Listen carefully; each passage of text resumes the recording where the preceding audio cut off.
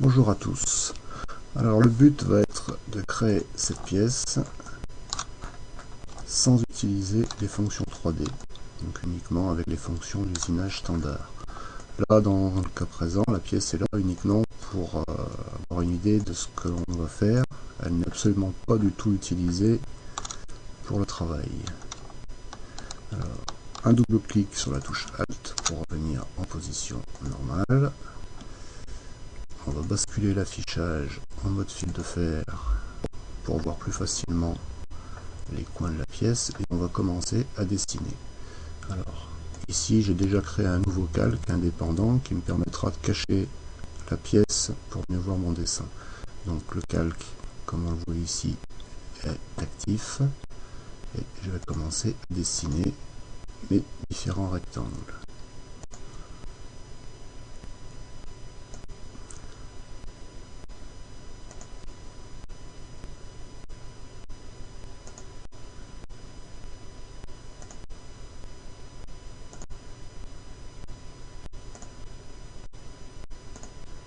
Disponible.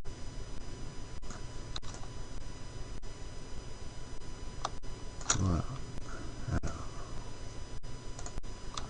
comme on peut le voir, j'ai créé un rectangle pour chacune des limites. Ah, il m'en manque un ici.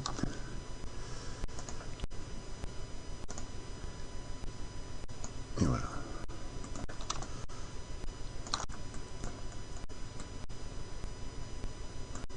Donc la première chose que je vais faire, c'est d'usiner cette poche ici.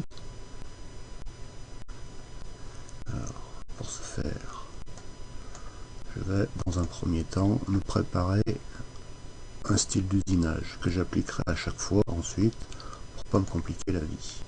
Alors, je vais créer un nouveau style qui sera une nouvelle variante basée sur le style de base. Ça fait sans là, on va l'appeler test. Et ici, j'ai tous les paramètres de mon style. Alors, on peut le voir si on passe, on peut passer entre basique, ce qui change le nombre de paramètres disponibles. Alors là, on va utiliser, alors on va pas utiliser bibliothèque d'outils, on va directement rentrer un numéro d'outil. Alors je vais prendre une fraise de 3, je vais spécifier que c'est une fraise cylindrique.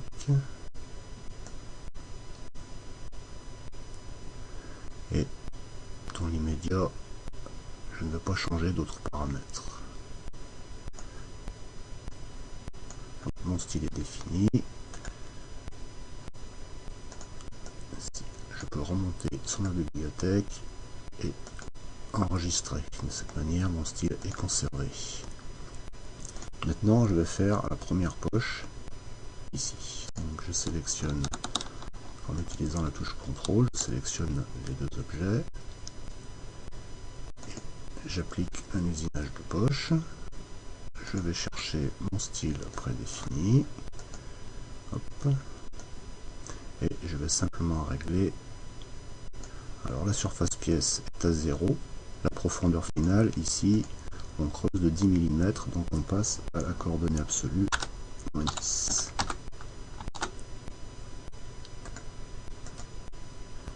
J'ai mon parcours d'outils. J'ai creusé la totalité de ma pièce.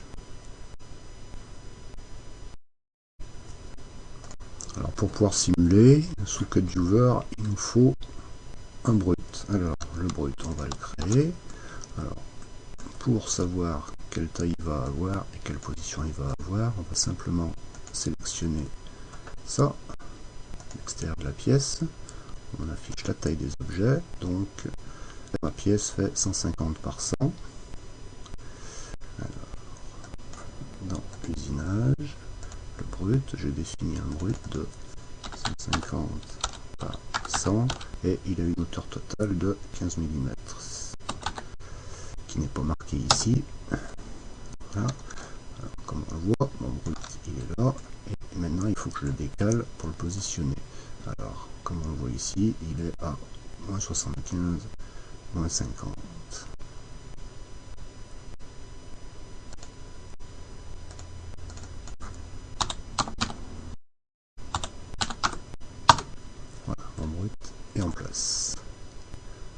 partir de là, je pourrais simuler avec CuteViewer.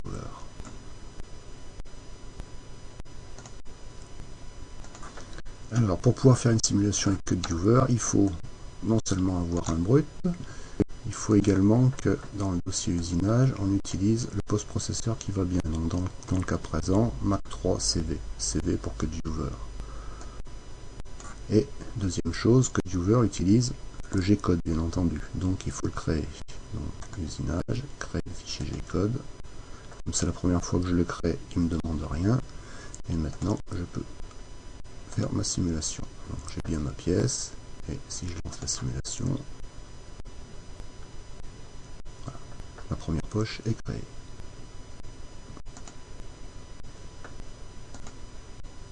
Alors afin d'y voir clair, comme on va avoir plusieurs opérations d'usinage, on va effectuer un réglage qui va nous permettre de ne voir que les parcours d'outils des opérations sélectionnées. Donc, je passe sur sélectionner et comme on voit, mon parcours d'outils ici, il n'est plus visible. Si je clique dessus, nouveau. Alors maintenant, on va usiner cette partie ici. Alors, on pourra bien sûr utiliser une poche, par exemple en sélectionnant ces deux et en refaisant une poche uniquement à cette hauteur. Mais ça veut dire qu'ici, on va usiner dans le vide inutilement. On pourrait également faire une poche en utilisant ces deux. Mais là, on va avoir un problème, c'est que la poche va être faite uniquement à l'intérieur. Donc avec le rayon de la fraise ici, une partie de matière qui ne sera pas enlevée. Alors, il y a bien plus simple, on va faire une opération de contour. Je vais sélectionner ça. J'applique une opération de contour.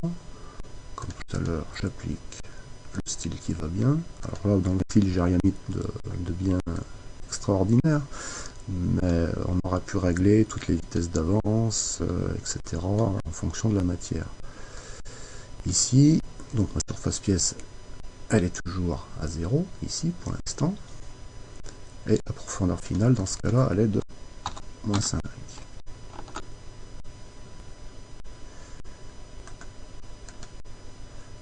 J'ai un point. Bien voir la trace de la fraise, on va afficher la largeur de coupe. Alors, comme on peut le voir, évidemment, avec une fraise de 3, ça ne coupe pas toute la largeur. Donc, dans cette opération, il y a plusieurs simplement lui donner une largeur à couper. Alors cette largeur, on va la mettre dans le contrôle des déplacements latéraux, largeur d'usinage. Alors on va essayer, je ne sais plus quelle largeur ça fait, 10 mm. Et il voulait que, bon là, il en manque encore un peu. Donc on va augmenter la largeur. On va essayer 12. On régénère le parcours d'outils et là c'est bon, ça passe. Ça a bien usiné jusqu'au bout. Donc bon, je peux refaire une simulation. Donc, je recrée mon G-code et je resimule avec CuteViewer. Choisir et j'ai bien mon rebord.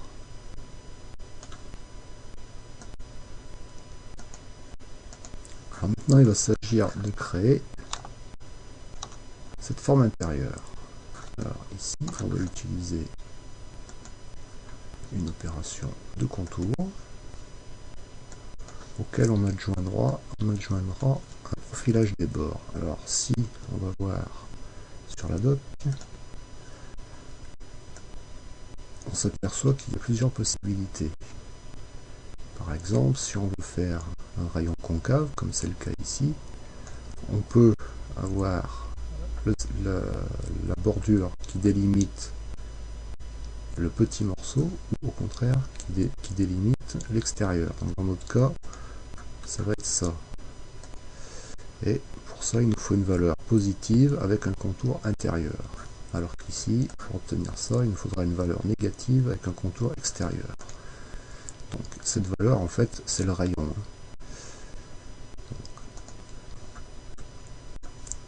notre contour est là. On va, comme tout à l'heure, lui appliquer le style. Et maintenant, on va changer. Donc la profondeur finale, elle est de -5. La surface pièce ne change pas, elle est toujours à 0. Là, comme on peut voir, par défaut, j'ai un incrément de passe de 3. On verra après que c'est une importance. Ici, si je génère mon parcours d'outils, je vois rien, donc parce que c'est caché par l'objet 3D. Donc on peut cacher le calque où se trouve l'objet 3D. Et mon contour apparaît. Donc là, comme on peut voir, le contour il n'est pas du contour extérieur, donc on va changer de sens. On met en intérieur. Voilà. Mais ici, il s'agit d'un contour tout à fait ordinaire. Si je veux créer un profil, j'utilise la fonction de profilage des bords. Alors la méthode, je vais choisir un rayon concave, un rayon interne. La valeur, on a dit qu'il fallait la mettre en positive, et dans ce cas-là, c'est le rayon de 5. Si je génère mon parcours d'outils, on voit que j'ai effectivement des trajectoires. Alors pourquoi ça ne ressemble pas du tout à une courbe? C'est tout simplement parce que j'ai un incrément de passe de 3 mm. Donc pour faire une courbe avec seulement 2 passes, ça fait un peu court. Donc là, on fait un incrément de passe par exemple de 0,2 mm. Je régénère mon contour et là c'est beaucoup mieux. Alors comme on peut le voir, il y a aussi des trajectoires au milieu. Parce qu'en fait, Cambam a deux possibilités. Soit une possibilité comme telle que celle-ci qu'on peut utiliser en ébauche, qui va permettre d'enlever la partie de matière qui est en trop, soit on peut choisir, donc dans l'ajustement de la largeur de coupe, si on le met à faux, je n'ai plus que la partie externe du contour. Alors bon, si on usine du bois, c'est pas un problème. Si on usine du métal, il vaut mieux passer d'abord par une opération d'ébauche. Alors remettre sur vrai. Je régénère tous mes parcours d'outils. Si je veux tous les voir, il me suffit de sélectionner le groupe. Voilà. C'est pas très lisible. Et maintenant, je peux générer mon G-code et faire une simulation.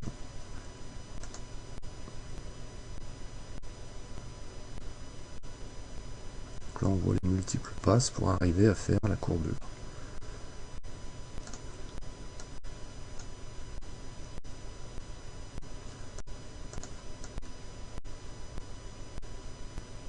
Alors évidemment, ça fait des escaliers. Ça aurait été beaucoup mieux en utilisant une fraise à bourron.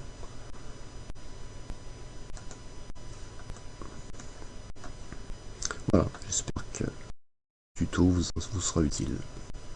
Salut!